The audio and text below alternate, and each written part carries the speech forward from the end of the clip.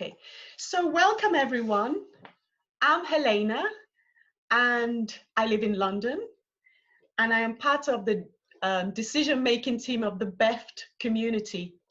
And we came up with the idea of supporting the community for the next 3 months until I think the 1st of June, or sorry, the 1st of July, by offering this 1.5 hour sessions weekly almost, covering different things. And last week, Sandra had this wonderful presentation on EFT theory, attachment injury resolution model, which was absolutely fantastic. And this week, I'm focusing on skills practice. And next week, it's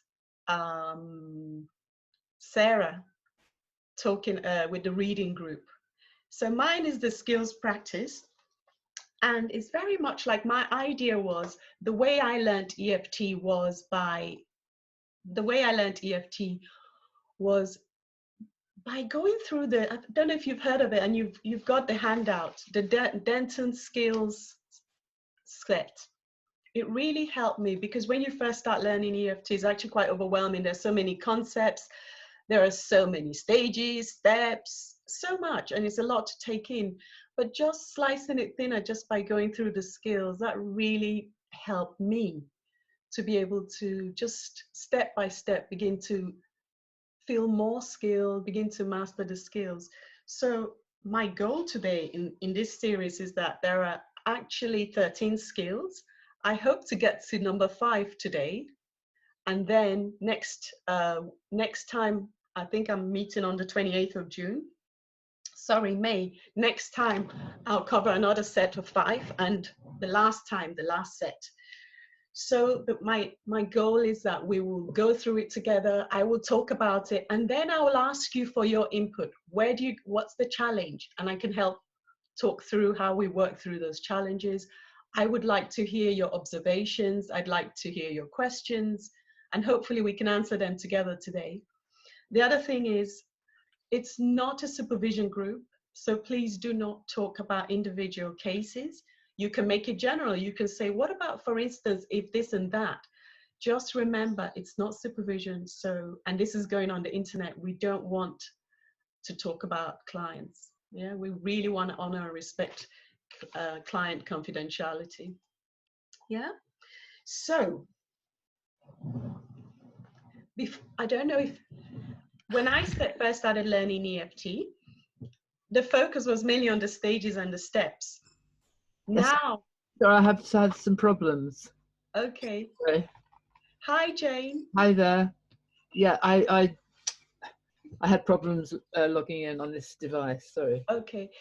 Welcome. Could you shut down the video and mute yourself? Okay. Just to help with the bandwidth. Thank you. Okay, great. So if you stop your video as well, Jane. Thank you. Welcome. Welcome, everyone. It's so lovely to have so many people joining in. I never thought that so many people could join in the middle of the day with work and all that, but it's wonderful. My intention then is that as we go through this, we will all grow together. We will learn from each other as we go along. It's a bit more interactive than the theory group. I want to start by just showing you what I'm going to go through. So I'm going to share my screen. Here we go. And and one more thing I'm going to do.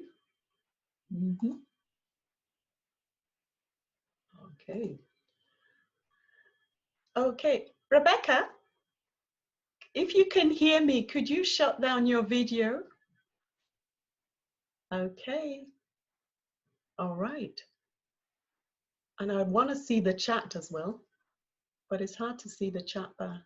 Okay, so I'm going to talk just initially about the EFT Tango moves because that's what I'm going to wrap the skills around. And then I will look at I will show you, or give you an overview of the skills. Here we go. Hang on, let's go back to this. So here's the EFT Tango. I'm just going to briefly introduce that. Then I'm going to go through the Fidelity scale. the skills that we're going to go through. Today, I hope to cover skill 1 till 5. I'll come back to that. But there are actually... Sorry to interrupt. I've still got Rebecca, who is still on. I can see everything that Rebecca's doing. I know, she's trying to come off, but she keeps popping in. Sorry. Okay, Yes. Yeah, no, but thank you very much. Yeah, I'm sort of... back onto mute. Thank you. Yeah, thank you for coming in. I would really like you to join in when I ask questions. So just unmute yourself when you want to make a contribution, because it is quite interactive once I start talking about it. So you can see we have here on this slide, we've got 9 skills, and on the next slide, we have the rest from skills 10 to 13. And as we go along, I'm going to talk about something which is that emotion is the target and the agent of change. This is what EFT is all about. But I won't get to those skills this time. I'm just going to go back to basics. So let's just start by the EFT Tango. If you learned EFT a long time ago, the focus wasn't so much on the Tango. Oh, somebody's coming. Awele, if you can, could you turn off your video? As well as Rebecca, if you can, could you turn off the video? Thank you. Okay, because it's blocking the slide. If you can, how can I stop? Okay, stop video here. And also stop video here. Okay, stop video, that's better. Okay, so the steps and stages of EFT are like the big map of EFT. Where we are and where we're trying to get to with clients. We're trying to take them through the 3 stages, 9 steps. I'm not going to go into that so much because we have joining us people who could not do the externship. I really just want to focus on the skills that even if you didn't know the steps and stages of EFT, you would still be able to do these things. The main thing as a therapist is that we have 5 macro moves we're trying to get through. And when I say macro, I mean that actually each move has a lot of skills embedded in it. And these are the skills we're going to be going through. So the first move is mirroring or reflecting present process. It's very much about us being a mirror, reflecting back to the couple what we see and sense and notice and hear happening between them and within them. It's basically the how of what's going on between them. Is what's unfolding between them before our very eyes. And often when I supervise, my supervisees will make some really wonderful observations about what they notice going on with the couples. And I will ask them, oh, did you reflect that? They're like, no. And I say, that's exactly what we have to do.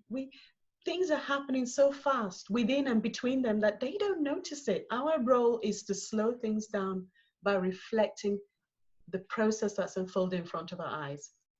At the same time we're doing that, we're listening out for what we call emotional handles or attachment handles.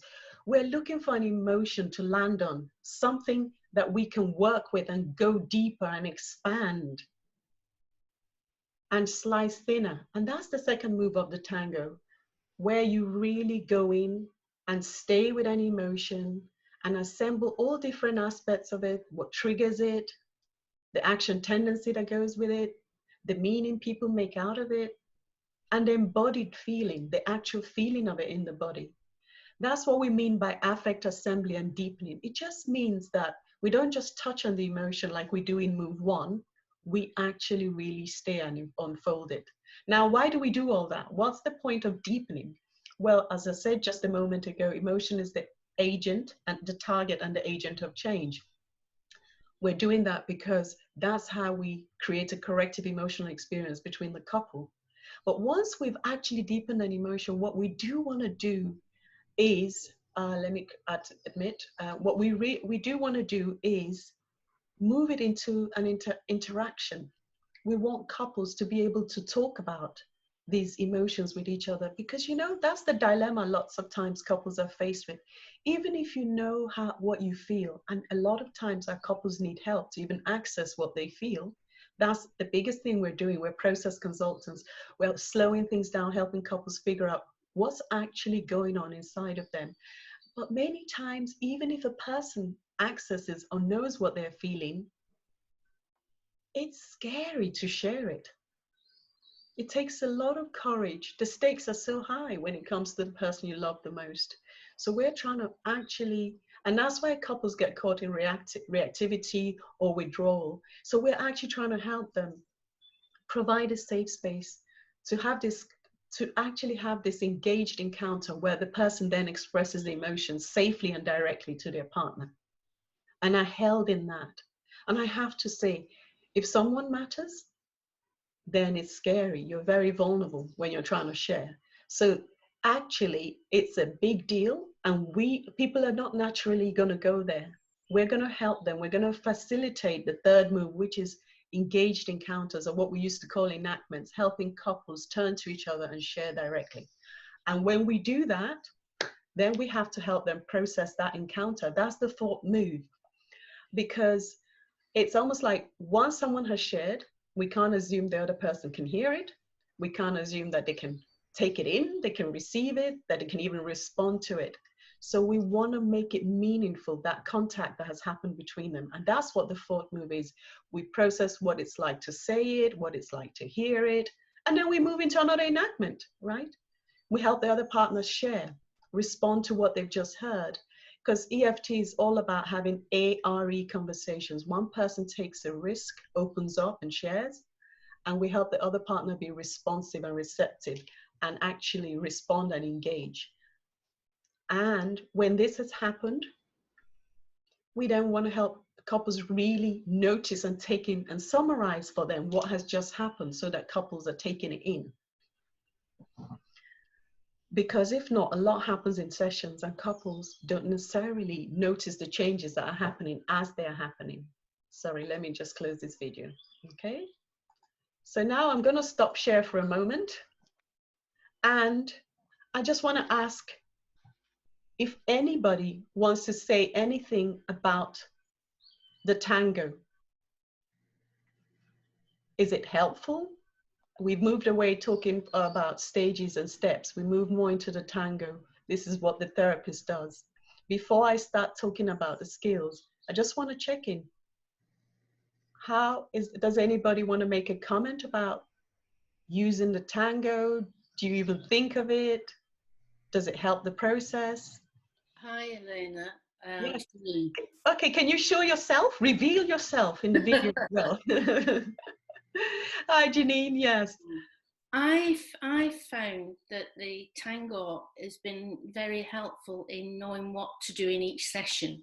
Aha. Steps and stages are kind of something I might use afterwards when I'm reflecting on the session. But the tango is definitely, that's what's in my head as I kind of go through the session. So I found it really helpful. No, it's really helpful. I love you saying that about using the steps and the stages later, because the steps and the stages is more like where you've got to with the client. That's the roadmap, right? Yeah. It's like once you've done these moves, you then think, how far did I get with these moves? How far did I move the client? Did we manage to do step 3? Did I actually manage to access the vulnerability underneath? Right? How much reframing has happened here? Have they taken in the reframes? That this is about attachment, that this is about the cycle. But you can do that later. In the session, you just really want to focus on what you're doing to facilitate clients getting through the steps and the stages, right? And what I love, I don't know if you find this, is I love how it's really sort of like, it follows on naturally. Like once you've reflected what's just happened and you've deepened it, I used to go, what do I do now? I've got all this emotion in the room, help. Now I know, next move into an enactment. And I feel like I'm doing far more enactments now than I used to do before because of that. Well, I get distracted. So if some other emotion comes up, I might kind of go with that rather than moving. But it is in my head to kind of... It's in your head. Yeah. I also love what you just pointed out. There's a lot going on. It's also choice points, a clinical judgment. Which one are we going to go with? Which emotion is most alive in the room? Yeah. That's what we're going to probably go with. Yeah. Yeah. Thank you. So Deborah, are you going to join in? Helene, I have a quick point. Yes. Can you reveal yourself, my dear Sarah? There I am. Hello. Okay. Hi. The steps of the tango, you know, especially when we're going into engaged encounters in move 1, 2, 3, 4, right? I always have it in my head. That's the other part. That's the first part. You know, it's really useful. I find visualizing, you know, kind of certain models very helpful to me. I know it's not for everybody, but as I think of the tango, I visualize, you know, where am I? You know, which bubble am I in? But especially when we move down to, you know, doing the enactment, something that I find with, you know, supervisees sometimes is that they don't go into enactments because they think it all has to be beautiful. And, you know, that you have to be ready for the partner to respond in a beautiful, responsive way. And what I always say is that an enactment or an engaged encounter is kind of an experiment. You really don't always know what's going to happen. So don't wait until it feels perfect. So I just wanted to say it while I've got the chance now, because I think that's helpful. It is very helpful, Sarah, because what you're pointing out to is that, you know, this is not scripted, right? It's just an organic process, and there isn't a perfect moment. I sort of think of it as I'm sitting in that room looking for moments of connection or disconnection to come in, right? I'm trying to pluck a moment of intimacy or connection, or pluck a moment or capture a moment of disconnection or connection, and then arrest it and stay there. I love that. Do something with it. And what you're pointing to there is, so it doesn't have to be perfect. Yeah. Right? It's just that it's meaningful enough. Like, for instance, when somebody acknowledges something that I feel like, oh my God, that's meaningful for their partner to hear directly. Because the key thing about an enactment is you're turning it into a direct encounter. Right. So it's so lovely. It's an experiment. It's just the beginning of a pile of enactments. Exactly. Lovely. Thank you. What about Isabel? Will you reveal yourself and unmute yourself? Thank you. Hi. Hi.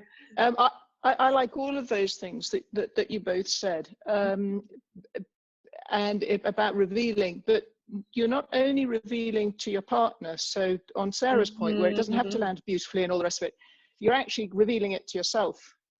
Beautiful.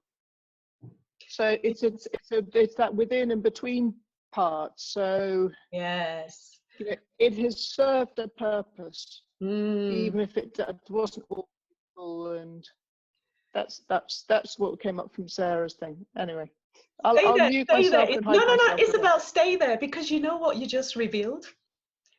Oh, by the way, Nadine, could you, hi, welcome. Could you go off video unless you're coming in to say something, right? If you're joining, okay, great. So Isabel, what you said there that just got me a bit excited is that, you know, what you said is a revelation to the self as much as to the other, right? And what you're saying is so important there is when you say it out loud, it's almost like you really feel and hear it for yourself as well. Yeah. And you're owning it as your piece of experience. So even if it doesn't land, it's become real for you. And that's beautiful that you pointed that out. Thank you. Great. Deborah, are you joining in?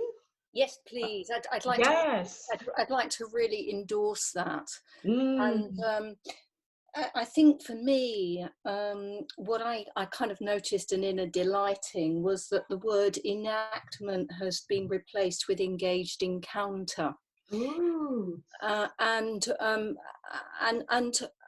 And so for me, it moved from an enactment, a doing to the client, a manipulate, a kind of, that word sets up a kind of a manipulation almost, but the engaged encounter just connects with me emotionally differently in exactly the point that you've made, in that I've become emotionally engaged with what's been shared, and I'm inviting an encounter for that to be articulated between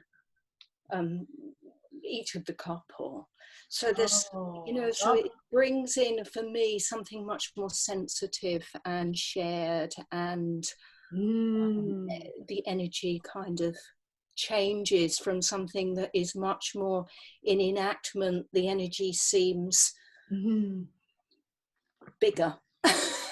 I love, stay on board, my dear Debbie, because Deborah, because the way you express it, I love it. You said an inner delighting, but also I was delighted in the way you expressed it, because, you know, like you said, is an engaged, and it joins up with what Isabel said, is an engagement with self first before you even encounter the other. Right? And you invite the other to that encounter, but you've already encountered yourself first, which is crucial. That's where it all starts, because you can't share what you haven't accessed and encountered in yourself first. Right? Beautifully put. Oh, it's so nice to have you all coming in. Please come in, you know, even if you have to wait at the top, but if there's something I don't know how to come in is the thing. Sorry? I don't know how to come in. So basically what you do is you cross out the video thing so that it makes you come in. You become visible and you come to the top there. So can you see on the side you find yourself? So like Richard has just come in and Jeannie has just come in, right? And then you unmute yourself. So that's when you want to come in and say something. Richard, did you want to join? Yes, I wanted to ask about, I can see there's the classical kind of deepening by looking at the trigger and what the embodied feeling is and what the meaning making is, and what they do with that, you know, what action they take. Do you also, could you say something about setting up mini engaged encounters where you don't go through all of those steps? It's just something that's talked about. Yeah.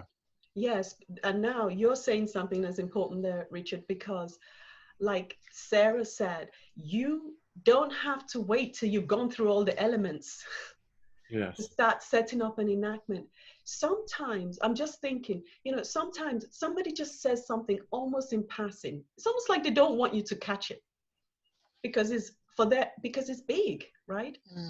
But you hear it and you think, wow, that was a very casual apology, or that was a very casual owning of, actually, I do want this, or I am afraid of doing this, or this is hard for me to do, or I don't know what to do. It's almost really like in passing.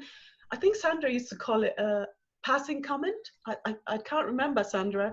You normally call it the passing comment, but you grab it and you say, wow, you repeat it, you reflect it back, which is the present process, right? The move on. And you just say, could you tell her that? And I am blown away the number of times the person turns and whoosh, all this emotion is flushed out of their system just by turning and looking and saying it to their partner. I haven't actually done much assembling. All I've done is what I call plucking a moment of intimacy. Yeah. Yes. So that's really powerful. Yeah. Yeah. The other piece is sometimes I'm a bit hesitant because I imagine they're going to get some blowback from their partner, like big time. Yes. So that's one of the skills we're going to be talking about. I think it's skill, I will flesh out more. I will just reply lightly today, but it's one of the skills we're going to be talking about. Managing defensive responses, skill 9. The beauty of the Denton skill set is that all the things you encounter fall into these skills.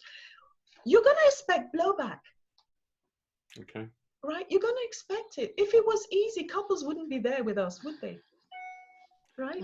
It's funny, like, I don't know if I heard this right, but when I was trained, it was almost sort of like there was a hesitancy about doing engaged encounters, and it seems the mood's changed. It seems that the sort of the tap was turned on to sort of say it's all about engaged encounters now, you know, regardless of whether there's catching bullets or not.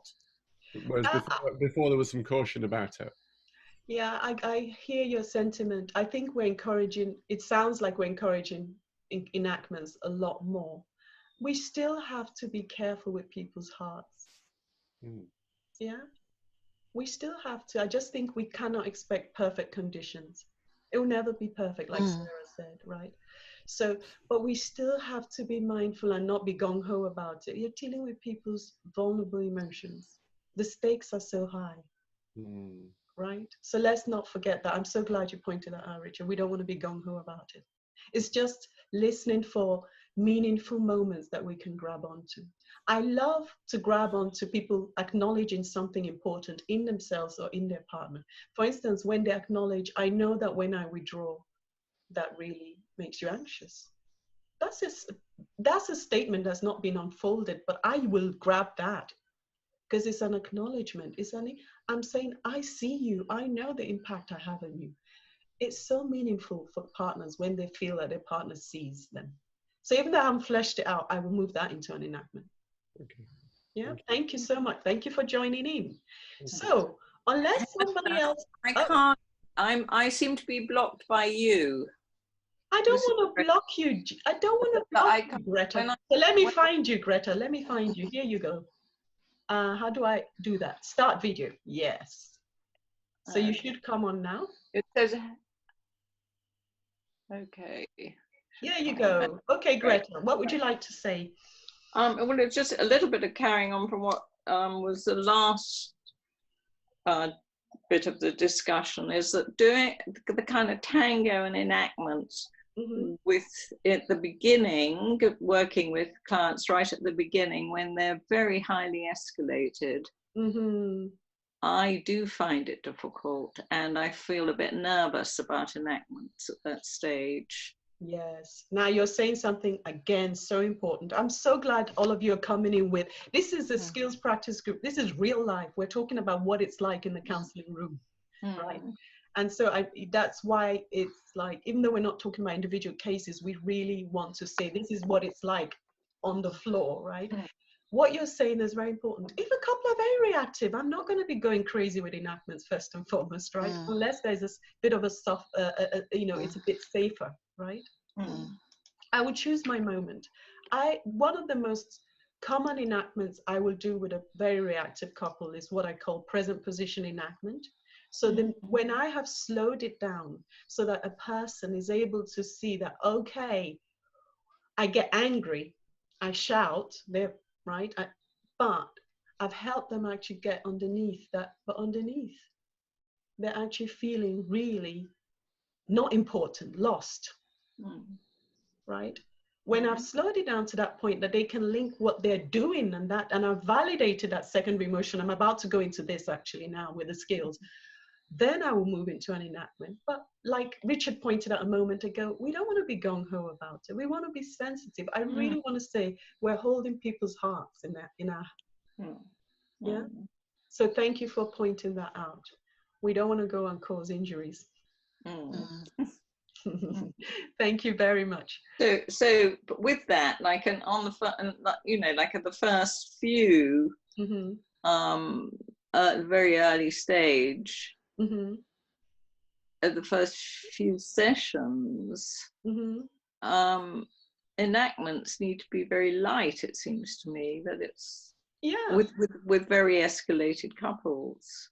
Yeah, so that's why even though we're not emphasizing steps and stages to the same extent, we still want to remember most crucially what stage we're in. If you're in stage 1, couples are escalated, right? You still want to do enactments, but you want to go easy. In stage 2, there's been a de-escalation. Couples are beginning to see that the problem isn't my partner. The problem is we are creating this dance or this dynamic between us that's hurting us both, right? And actually, the reframe is beginning to happen, that we're both getting hurt. I get it at that point. It's that beginning when, the enactments really when they're very angry and hurting. You can begin to make some deeper, enactments. Yeah. Right. That's lovely. So shall I do something here? Shall I get to the nitty-gritty now? Shall I go into the skills? Yeah. Yeah. And again, I'm going to be stopping and asking you guys to contribute, because guess what? When I'm doing, I didn't know this, but when I'm doing the actual slide, I can't see the chats. So I love the comments that are going in the chat room. Brilliant, because we're going to save it. But when I come back on, please make your comment out loud, as in unmute yourself, reveal yourself, your identity, and then so that we can have a conversation, an ARE conversation. Okay, so I'm going to go back to sharing the screen. The first skill, which is, let's see. Oh, what's happening here? Okay, so, and I'm going to do something else. I am going to show the panel. Okay. So the first skill is alliance making and maintenance, creating safety in the session. Mm-hmm. There is no model of therapy where alliance isn't the foundation of the work. And so much so that it's the skill that's running all the way through. We want to build an alliance by creating a safe, non-blaming environment where we're really holding both partners' experiences as equally valid. Doesn't matter how different they are, how contrasting, both of them have these experiences that are equally valid, and we just want to be there with them and really have this non-expert, very transparent, unconditional positive regard. I really like for clients to feel like they're having a human encounter, that they're meeting someone, a real person that gets them. You know, that's what we're trying to convey. And how do we build this alliance? By being curious and asking about each partner's experience. And by asking and drawing out each partner's experience, by allowing it, and we allow it by reflecting it. If you reflect it, you're more or less saying, yeah, it's okay. Of course, this is your experience, right? But we're also explicitly validating, we're appreciating it. And crucially in EFT, because everything we're doing is we're looking at it through the lens of attachment, we are also reframing these negative behaviors. I don't even like to call it negative behaviors. I like to call it coping behavior strategies, because it's the fallback. It's what people do when they lose their sense of safety. They're in fight, flight, fright mode, flight. And they don't know what else to do except either go on the attack or withdraw. And that sort of reframing, nobody likes getting crazy. Nobody likes shutting down. It feels very disempowering. So for us to really come out and reframe those behaviors in terms of attachment vulnerability, the longing for safety, the longing for connection, the fear of losing connection, for us to actually come and make sense and just sort of say, more or less, this is your way of dealing with a very difficult, intolerable, painful situation. That's really very holding for couples. That's part of building the alliance. And of course, it's our warmth, our unconditional positive regard, our eye contact, crucial eye contact, really seeing this person in front of you, our tone of voice, our body language, we're leaning in. Right? All these things are conveying safety. And crucially in EFT, we're not the expert. Right? I know if I was sitting in that counseling room, I would be no different from the couples. I would be struggling just as much. So I'm not the expert of their experience. They are going to tell me about their experience. You know, we can easily, when you've seen a lot of couples, after a while, you really just want to hurry up the process and tell them what they're feeling. Like you think, I know it. You know, I've heard this before somewhere else. No, it's a new couple in front of you. You really just want them to tell you about their experience, not you telling them too much of what's going on for them. So we're not a coach, we're a process consultant. We are trying to facilitate a process, but couples themselves are going through the process, so we want to draw it out of them. And crucially, part of maintaining alliance in couple therapy, we want to hold both people. We want to actually make sure that we're drawing out the withdrawer's experience and holding, soothing, containing the pursuer's experience. Because I'm a pursuer, I know that if you let me, I will take the whole space. but we want to make space for the withdrawal's experience, which is just as valid, but needs to be drawn out. And we don't want to judge anybody's experience and behavior. Yes, people get loud. We describe the behavior, we don't judge it. Yeah. And however good you are, you're going to make mistakes. You're human. You're going to cause rupture. So we also want to be part of our skill one is we're monitoring the alliance. We're looking at the client. We're noticing when they're no longer engaged. We're noticing when they've checked out. We've noticing that actually we spent a lot of time with one partner and the other partner is beginning to zone out. And we're constantly monitoring that alliance. So this is skill one. It sounds obvious, but it's the foundation. So before I go anywhere else, I want to check in. What do people think? What do people think? What are the challenges to building the alliance? What is it? What do you find? Is this all easy and straightforward? Am I just being very elementary, Watson? Or shall I, is there something that, you know, what's the challenge to being able to do this, to actually just build the alliance? Sarah, tell me. No, I would like if you could, because this one of the skills is on the scale is validating the one partner's emotions without invalidating the other partner's emotions. And I think we all find that so challenging. So could you speak to that a little bit, please? Yes, I will try. Because the key thing is, oh, Sarah, can you stay on board so I feel like I'm talking to someone? Okay. That I'm not all alone on this, talking to a screen, isolated all by myself. You know? There we are. Yeah, there we are. What, Sandra and I have an exercise in the externship, which is the AND exercise, right?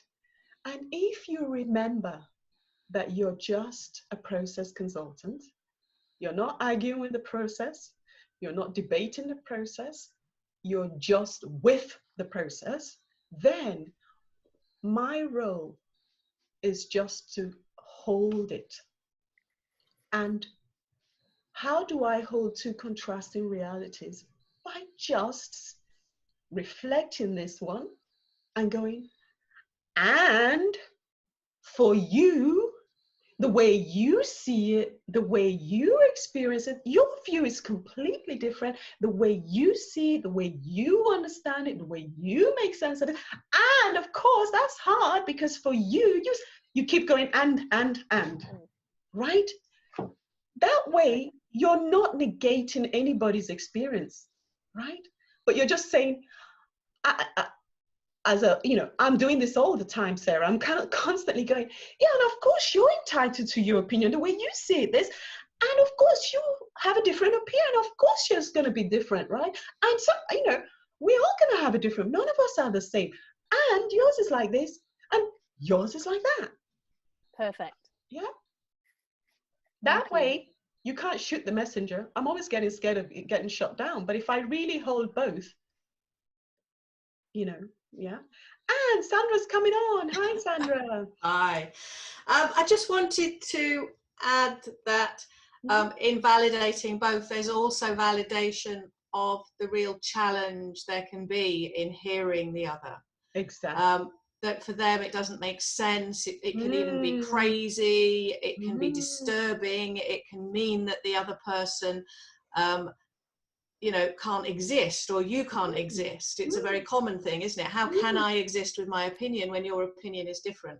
So in the validating both, it's also the validating of the real challenge and unsettledness that's there for people when there is difference, whether that be about something apparently simple or whether that be something really crucial to the relationship. Sandra, stay there, because this is really lovely, because one of the things I like to think of is present process, right? It really helps me, right? Present process is what's going on within and between. The reality is, when your partner's opinion is very different from yours, it's disturbing, right? Yeah. It's disconcerting. You almost feel like, do I have to let go of my reality in order to hold on to your reality? right? It's a real struggle. And that's, so for me, that is what I call present process. I just reflect that process, just like you said. And of course, for you, it's really hard to hear this because it's so different. Sometimes it feels like you might have to give up and agree with her or him. So I just make that present process explicit because it's going on. It is disturbing. I thought we saw the world through the same lens, and now I find out that we don't. That's difficult.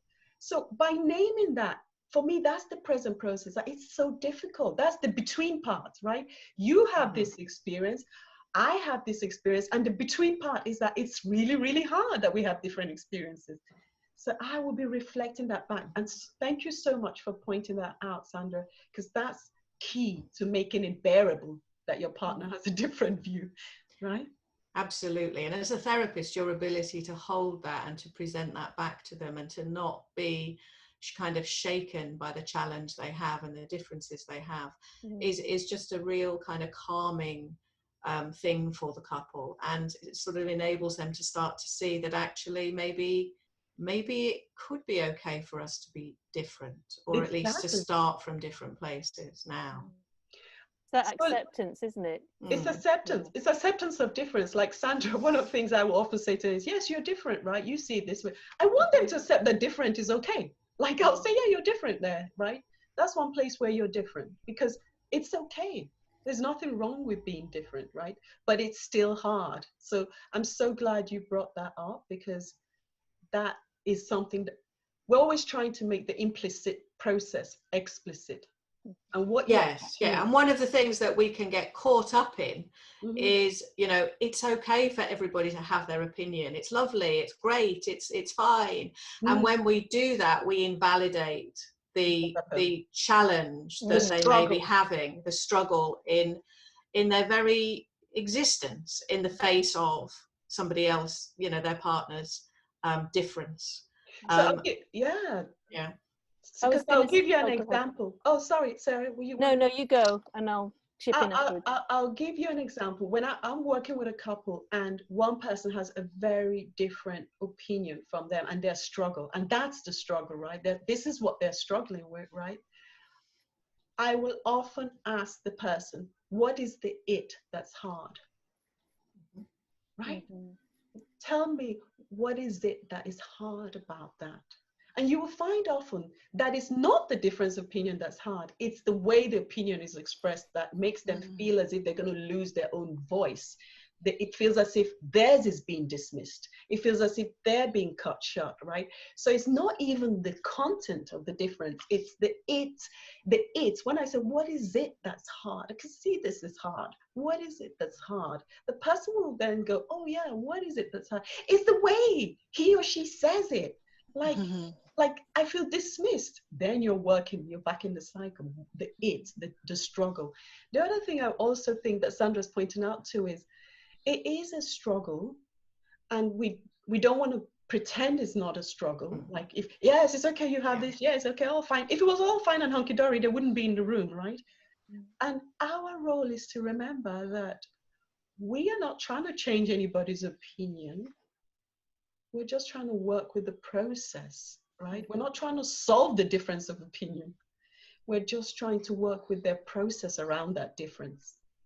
Yeah, because we're not trying to change anybody's opinion.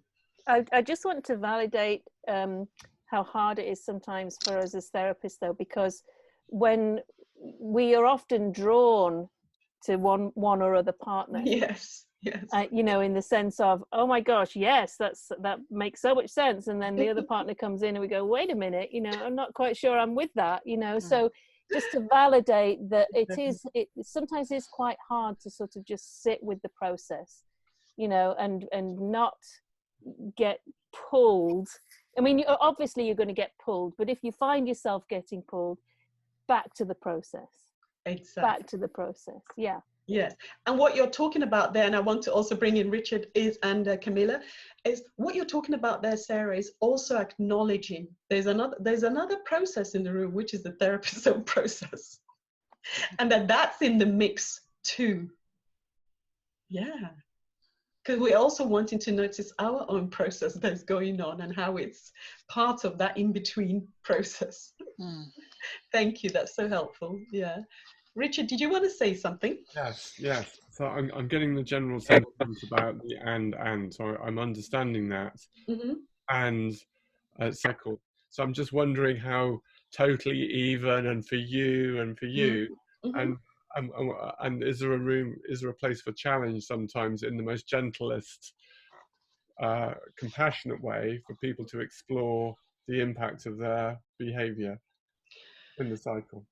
Yeah, I mean, what you're talking to there is that we're human.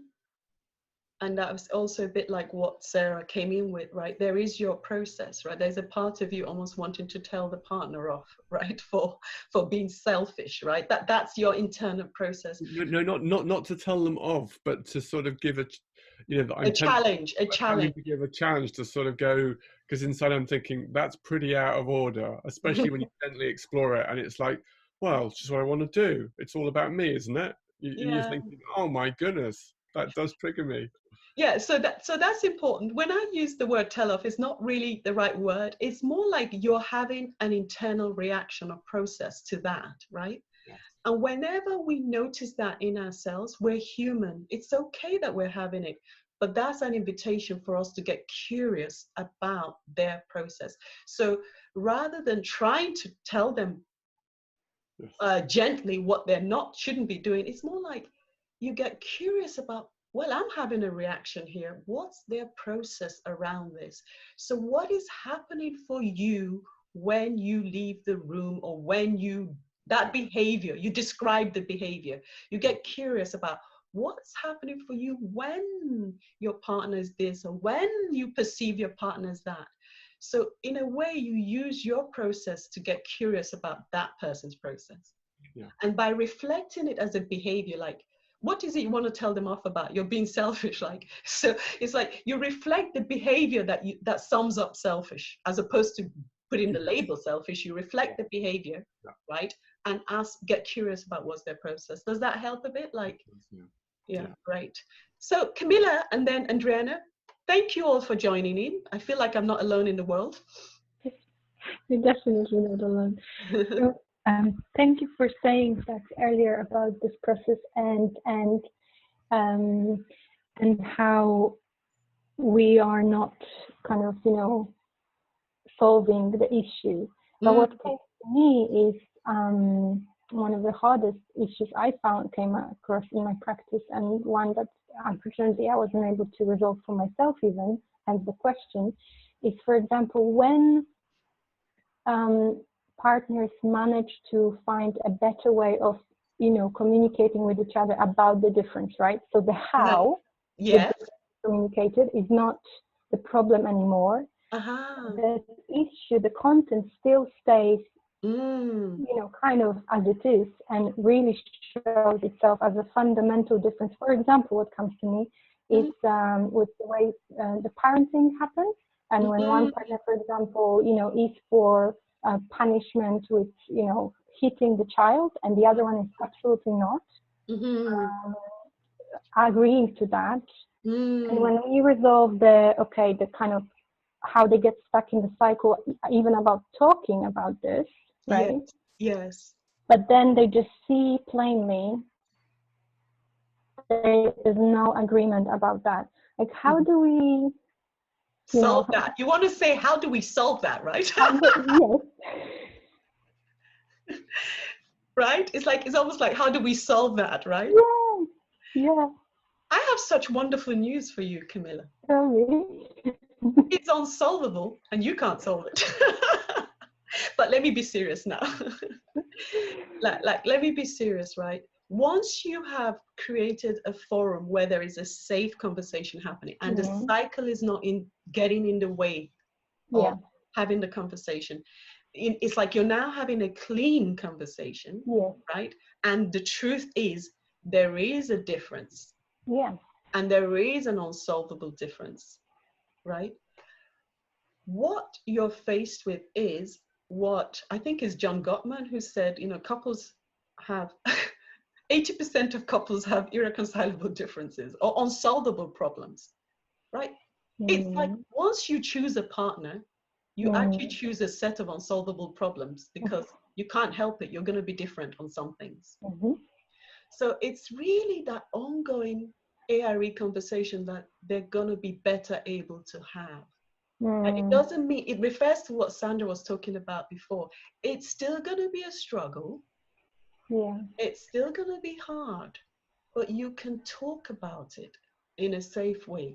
You can't solve it, Camilla. I can't solve it. They can't solve it. It's like they're going to be able to talk about, and they may come to a compromise. Like, if one person is a softie and the other person is a bit more authoritative, right, in parenting, that's always going to be a difference. But if they get into a cycle about it, somebody becomes the bad guy, either the softie or the authoritative one, but they can't even have a conversation about what's the common ground, what's the values. That's why it's so crucial to explore the how before you get to the content, and to get away from the feeling like you have to solve it.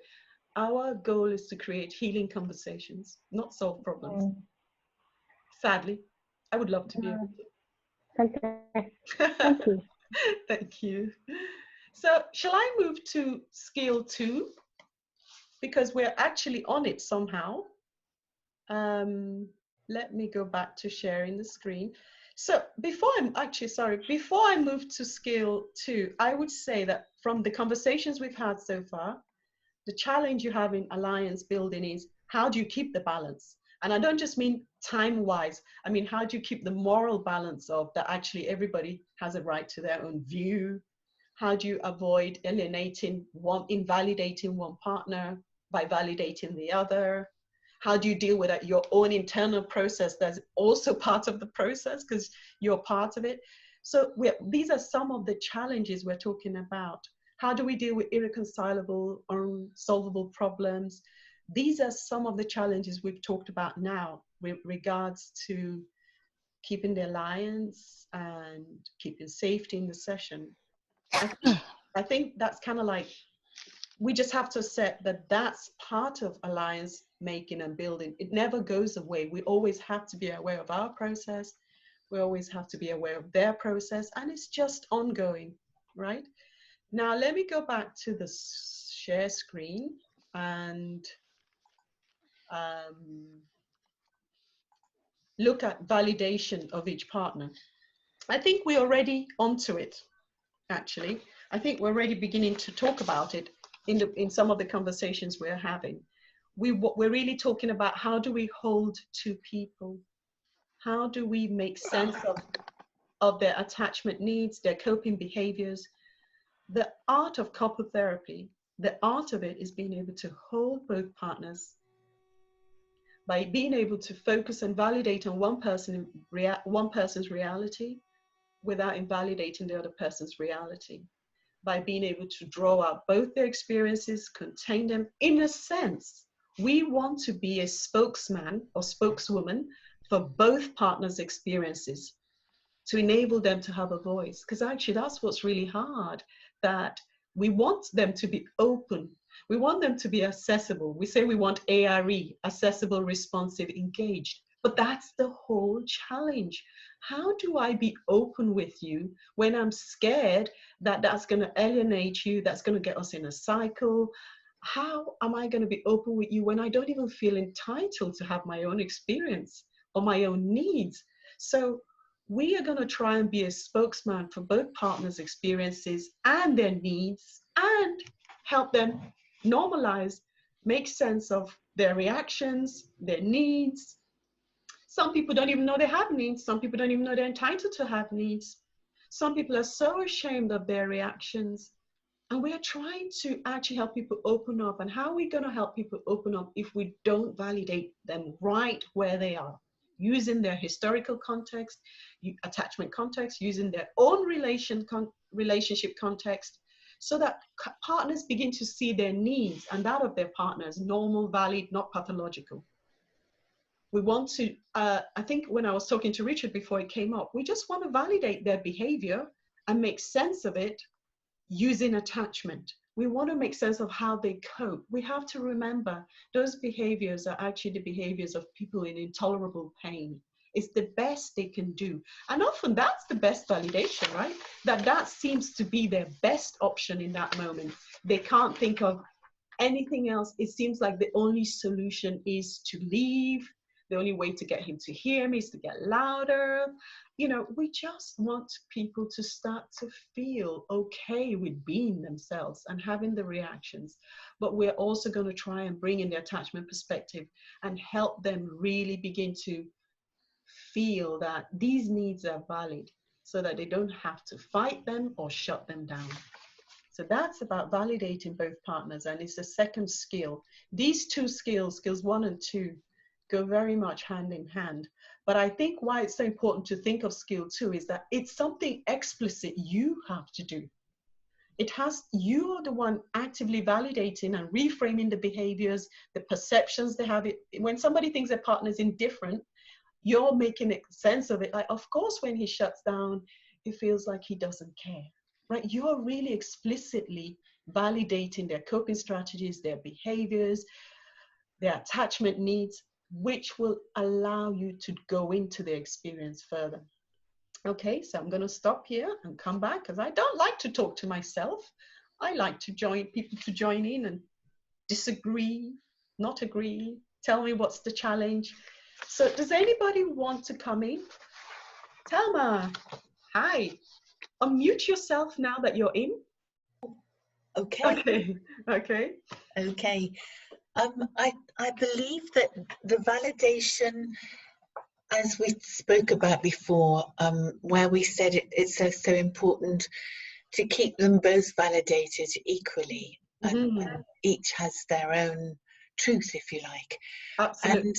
And the validation from us as therapists, I think, helps to build trust, and that feeds into that feeling of, well, that therapist is accessible, responsive, and engaged with us. Absolutely. And that feeds into the alliance and safety. Yeah. So the validation is really, really necessary throughout for the alliance and safety. And the further work, the deepening of the work. Yes, it's the prerequisite for us to be able to do that, right? If it's so hard to open up between them, why would they just do it if they could easily do it, right? They need that validation and that support to be able to do it. So thank you so much. And what are the challenges for us? I'm asking all of you, join in. What are the challenges? Tell me, you can stay there, right? What are the challenges to actually being able to validate both partners? Eleanor? Could I say something? Because I think I had a couple and they came after an affair. Be very careful not to be specific. Yeah. Like general, yeah? Yeah. And when you work with a withdrawal first, as we start with, and we try to hold also and to validate the experiences of the pursuer, and especially in this case, the pursuer is the person who was the victim, let's say, in the affair. Actually, I found it really very challenging. You can do is shore up the withdrawal at the same time as you're doing it. I know you made a mistake and you're here because you want to repair. You want to make up for it. And you wouldn't be here if you didn't regret your mistake. And I know you find it hard when I describe it as a mistake. I mean, what would you more call it? Yeah, that's how it is for you, of course, right?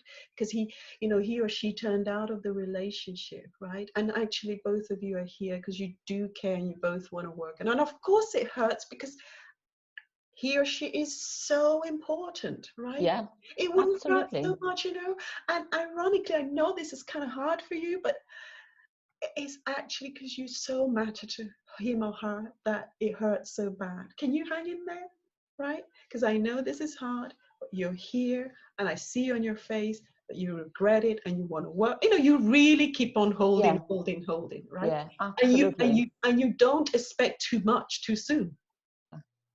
You know something, Eleanor, I can work with a couple with affairs, and I am working with couples with affairs, where 2 years later, I'm still trying to hold the pursuer. Okay. Yeah, I understand. Right? Because it's so painful. It's the protest is real. It's alive. And we just keep working with it. So that's what I'm saying. You're probably working really hard, and you just have to keep working hard because the pain is so raw, because this person is so deeply hurt and wounded. And you keep putting back in a cycle, and you keep making sense of it, and you accept that that's the process. That's where the person is. Yeah. And that the anger, if there is anger and protest, it has to be heard. You can't subdue it. Oh no, no, yeah, definitely. Yeah, it has to be allowed as part of their experience. So thank you so much, Eleanor. That was great, because you're bringing in the reality on the ground, right? Yeah, it is very difficult. Yes. Sometimes it's really very difficult. Yeah. Can I just come back a moment, please, Helena? Just one example that I've encountered myself, where we've got an escalated couple in stage 1, where they have some idea of what their cycle is, but at the end of sessions, occasionally, if they get escalated, no matter how much they're validated, both of them, and the cycle is being reframed, we end the session where they just agree that they're on the cycle. Yeah. And that's sometimes, for me, that's really quite hard, not to have felt that we've de-escalated the session before the session is ended. Oh, Thelma, I can really hear how much you care about your couples, and you want to leave them in a good place. Yeah, I guess that's what it is. Yeah. Yeah, you want them to live in a good place. And sometimes the good place is that it's not you, it's not me, it's the cycle. Yeah. Yeah. Yeah. Yeah. Thank you. That's as best as you can leave it, right? And it's better than you're the problem and you're the problem. It's like, yeah, we're in a cycle. That's our process. That's just the way it is. Yeah, yeah. Thank you. Thank you. Now I'm looking at the time. I would like to do one more thing, because it really is. So Thelma, if you want to, you can. Yeah. Okay. I'm going to talk about one more thing, and then we will start to round up, if that's okay. I would like to talk about, here we go, let's share the screen. I want to talk about the third skill, constantly or continually reframing the problem in terms of the cycle. It ties in so beautifully with what Thelma was talking about just now, which is we want couples to, regardless of what brought them in, the presenting issue, we want them to actually begin to make the problem relational in terms of the how their behaviors, how their emotions are impacting on each other, how one person's emotion or one person's behavior pulls for an emotional response or a behavior in the partner. So we're trying to actually help them, if you like, zoom out a bit and begin to sort of notice the process that's playing out between them around this. Hang on a minute. So we're beginning to, the most crucial thing, even if you've not done EFT training, when we say reframing the problem in terms of the cycle is what happens between the couple, and I mean the negative cycle is what happens between a couple whenever they're not connecting safely. In other words, whenever they're not able to see or hear each other, understand each other, accept each other's experience, whenever there's a kind of disconnect, there's a cycle. And we want to start reframing whatever problems in terms of a cycle, a dynamic, because couples are much more looking at the specifics, and they're not necessarily zooming out. They're trying to define each other as the problem.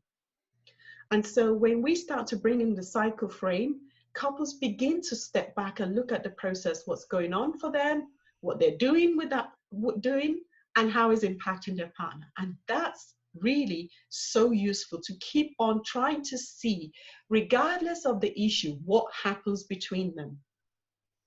Whether they're talking about money, corona, what actually happens between them when they talk about the issue. Because the what and the how is what actually is the cycle or the dynamic. You don't need to call it a dance, but you want to give this sense of something that keeps on reinforcing itself. Like the more I withdraw, the more you pursue, the louder I get, the more quiet you get. You want them to have this sense of we're pulling each other into this cycle. We're co-creating it. It's hurting us both. We're co-creators and we're both victims of this dance, right? Now, the crucial thing though is do not expect the couple to buy in immediately. We want to just help them. We want to use process reflections. We want to link it, use linking comments. So when you feel this, what do you do, right? And then what do you do? We want to tie it into attachment, right? These emotions, these behaviors are being looked at and made sense through attachment. And we're constantly making this process tracking reflections, right? That are mapping out piece by piece the cycle that plays out between them. But if you force the cycle, or you become a lecturer and start teaching the couple, just teaching them about the cycle, then you're not really doing the skill. You're not really reframing in terms of the cycle. You're teaching about the cycle, but you may not really be reframing, helping the couple really begin to notice their behavior, what did they do, how it impacts their partner, the emotions that are driving it. And if you push the cycle on them, they will rebel against the cycle, right? So we have to be very alongside the couple. We still want to keep finding ways to reframe, but we have to be alongside the couple, not ahead of the couple, in order to be able to do this. It's very tempting to teach. It's very tempting to sort of get impatient and think, why are they not getting the cycle? That means you're pushing your agenda. You're trying to get to step 2, step 3, you're ahead of them on the map, but you're not with them and alongside them, and you're not really helping them by being ahead of them. You just want to take a piece of behavior, an emotion, link it to how it impacts the other person, track it from there. So this skill is crucial. It's going on all the time. Okay, any comments? What's the challenge? How easy is it to think in terms of a cycle? Does anybody want to make a comment? Because, we are all on the ground doing the work. I know for myself, the biggest challenge I have is to be alongside. I've done the tractor cycle so many times. I want to get ahead. I know where we're going. I know what's happening here. And I forget to be alongside. Hi. Hi, Clara. Nice Hello. to see you. I think this is the part where I actually find myself in trouble to do, actually. As you were talking, I just realized, I thought, I was trying to teach my clients about the cycle, and I thought, I think it's quite a different experience to actually try and be and stay alongside the clients. Yeah, no, there's a stay there, because that's a very good point, Clara, right? It's okay to teach as long as the only thing you do isn't teach. People learn in different ways. Some people need to have the overview before they can really engage with the process. So we're not saying don't talk about the cycle, but you still need to do the tracking part of it, which is go in and help them figure out, what is it that triggers them? What do you do when you're triggered? What is it that's actually triggered? What is the vulnerability that's actually triggered? What do you do? How does your partner respond, right? How are you guys co-creating this dance? So we're not saying never teach, but it can be tempting to sort of, when couples aren't moving, to start teaching them and getting frustrated like they're some kind of dumb student that's not getting it, And you also have to remember, the more you do this work, even though you don't want to be an expert, the more expert you become. You feel like, oh, I've seen this before, I can tell you what's happening. Then you're no longer alongside. My biggest challenge is not to get ahead in the map, to stay where they are and come alongside and be with them and take them to the next thing. My biggest challenge is not to push my agenda. I'm in a hurry. I know where I'm going. Okay, thank you. Thank you.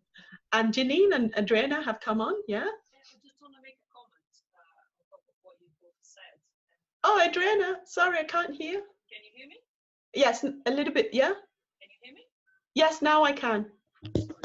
Forgot to put my microphone. Oh, thank you. Sorry. Okay. It was up.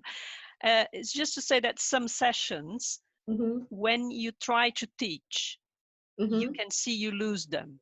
Yeah.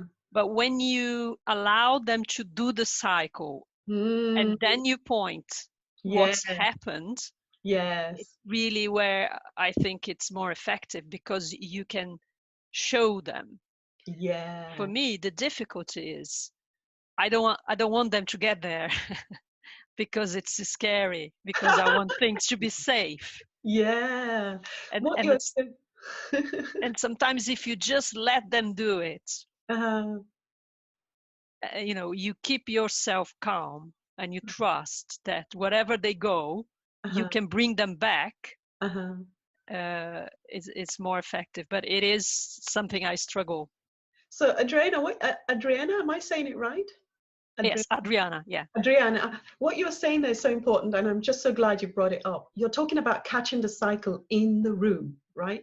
Because that's so good in a sense, because the vulnerability is what's driving the cycle. So that means that the vulnerable emotions are activated, up and running, and accessible, much more accessible.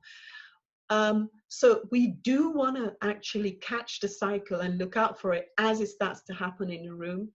And also we want to catch it early. We don't want it to become a runaway train before we say, oh, now it's unsafe. Oh, I better get in. No. Yeah. The minute it starts up, you can usually feel it, that, uh-oh, it's happening. Yeah. Come in. Yeah. You don't need the full-blown cycle before you step in. Yeah. Right? You just notice that it's being triggered and you're going, what's happening here? I noticed that when he or she said you turned away, what happened? That's catching it early. You want to catch in the room, but catch it early. Yeah. Yeah. And that's my fear, because a lot of times I was not able to catch it early. And then it escalates. Yeah. And then I realize I'm now operating on safe mode all the time. Yeah. I never let anything happen. And then, of course, you lose them because you're just being rational and you're just explaining and explaining and explaining. Yeah. And there is no emotion. So that's my biggest challenge with the EFT. Adriana, that's so courageous of you, though, to really acknowledge that it can be really scary for us as therapists when the cycle gets activated. And it can mean that we lose our boldness and courage to step in, right? Yeah. Because you do have to be bold and brave and beautiful to step in. Yeah. But it doesn't mean that you can't acknowledge that it's scary, actually. Because sometimes it is, especially if it touches something for us as well. Thank you.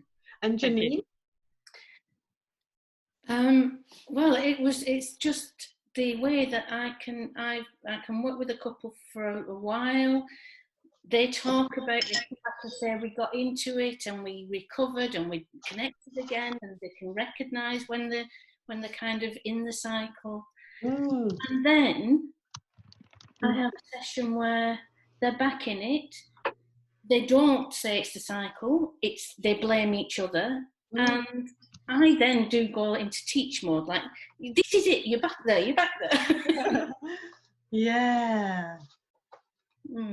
So I find it quite difficult when they've recognised the cycle and they kind of know what the triggers are, then still get caught up with it at a later date, and I've kind of settled into, they know their cycle, and it throws me off balance. Yeah. You feel like the work has been done and now what? It's back again. But that actually tells us something. The cycle is what's triggered when couples feel vulnerable. And couples, to the extent that they keep loving and caring about each other, the cycle can come back anytime, because you will always be vulnerable to the extent that you care about the partner. So we can't completely rest on our laurels. But it does throw me if I thought we ended the session on a high note and then suddenly the cycle comes out of nowhere and is as vicious as ever. Thank you. These are part of the challenges, right? And Sandra, Yes, I couldn't resist that one. I love that one. Yes, go for it. Go for it. I've been finding that a lot. I've been finding that especially in couples with trauma is, you know, they get their cycle, they can move out of their cycle.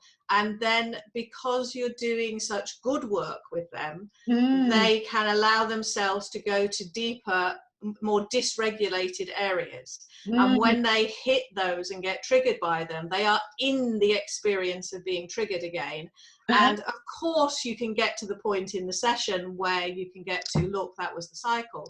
But there is the need in that moment to work with the immediacy of, you know, this event having kind of really come up. But I do see it more and more now as, you know, if they have already got the cycle, if they're already de-escalated, if they're in stage 2 and it goes again, it's like it isn't going back to stage 1. This is stage 2. This is deeper work that has just got stimulated because it's safe enough to be doing it now. As you know, as long as you haven't trodden in there with great big feet and, you know, provoked something. The other side of that is it's now become safe enough for them to go to scarier and more dysregulated places. I love that reframe, Sandra. In other words, Janine, if that happens, you have done good. Like, actually, you have made it safe to feel, which is actually the whole point of EFT. Emotion is the target and agent of change. And actually, Sandra, what you're saying is you've actually made it safe to feel on a deeper level. So go deeper, process it. Yeah, lovely. Now, guys, I'm aware that I've got 5 minutes left. Bethan has just come on. Bethan? Unmute yourself. Sorry, have I got time just to say something? Yes, please. Yes, and that's something I've noticed, exactly what you've just been both people have been talking about, is that instead of the couple being sort of more polite to each other, they then talk about the things that were really unsafe. Yes. And it is a bit of an illusion, because I agree, at times I have felt, oh gosh, we haven't done any work at all, and then I realised that actually the couple are talking about the things they never were able to talk about. You know, it's so beautiful the way you put it there, Bethan, because what couples will often say to me is, now we're getting to the meat of it. Yes. Right? Yes. Before we were, what is it? Somebody said once, moving the furniture around on the Titanic. Before we were moving the furniture around on the Titanic, and now we're getting to it, right? It's again very similar to what Sandra said. It's now safe to go deeper. Now, guys, I've got 4 minutes left, and I just want to say, thank you so much for engaging. It was so interesting to hear the challenges, you know, what makes it hard. And also to remind you all that we're talking about clients, but we have to be so general and not be specific, because this is going on YouTube and we do not ever want our clients to feel exposed. But in general, you guys were talking, you know, making it general and just bringing up the, you know, the clinical challenges of working with couples. So before we finish, you know, if you want to come on, say goodbye, say your takeaway. Can you guys just start coming on and saying takeaways out loud before we run out? We have like 3 minutes. You can start unmuting yourself, your takeaway, just 2-3 phrases. It would be nice to see you and hear you. Go for it. Mary Claire, do you want to go? I love the bit, once we choose a partner, we choose a set of insolvable problems. And actually that's so helpful. And then what we're doing is facilitating them to kind of work their way around that and to work together. Yes. And I just thought that was a beautiful way of putting it. Thank you. That's great. Who wants to go? Anybody? Sarah? Go with something you just said. Oh, Andrea? Sorry. Yeah. Sorry. You said emotion is the target, and the motion of change? Agent of change. Agent of change. The targeting emotion, because it's also the agent, the thing that will change things. Great, thank you. Yeah, for me this was very interesting. Great. Susanna? Oh, she unmuted herself. Okay. Okay, does anybody want to say anything before we finish? Sorry, Helena. Yes, I love the feeling of safety that you mentioned about earlier, that people have these behaviors because they're actually, it's the only way they know how to deal with it. And it reminded me of, in my early days of training, we said it was creative adjustment. I like that. Yeah. Creative adjustment. Yeah. Oh, lovely. So, thank you. Thank you. Brilliant session. Thank you. Anybody else want to say something? Just that you were wonderful, Helena. Thank you so much. It was brilliant as usual. Thank you. Thank you. It was so nice to have all of you engaging. I didn't feel like I was alone. Thanks, Helena. It was a fabulous session. Yeah. Thanks. Thank you very much. Yes, thank you, Helena. Yeah. Lovely. Thank you. Thank you. Any takeaways? Thank you. And I loved a bit of, well, I loved it all actually, and got something from all of it. And I loved the bit about the moving into stage 2 and the same behavior appearing. Yeah, that was quite a nice one, wasn't it? Yeah. Yeah. That was really helpful. Yeah. So now it's 12:30. Thank you so much, all of you, for being so engaged and active. And the next session will be the 28th of May. But next week we have Sarah's reading group, chapter 3 of this Attachment one, right? theory in practice. Yes. Chapter 3 of this. I can't wait. I've already rolled. So, and then we'll have a 1-week break, and then it'll be back to Sandra doing the theory. So thank you all, and take care in these times. Thank you. Thank you. Bye. Thank you. Very well done, Helena. Thank you. Thank you. Congratulating with my struggle. So now, bye everybody. Bye.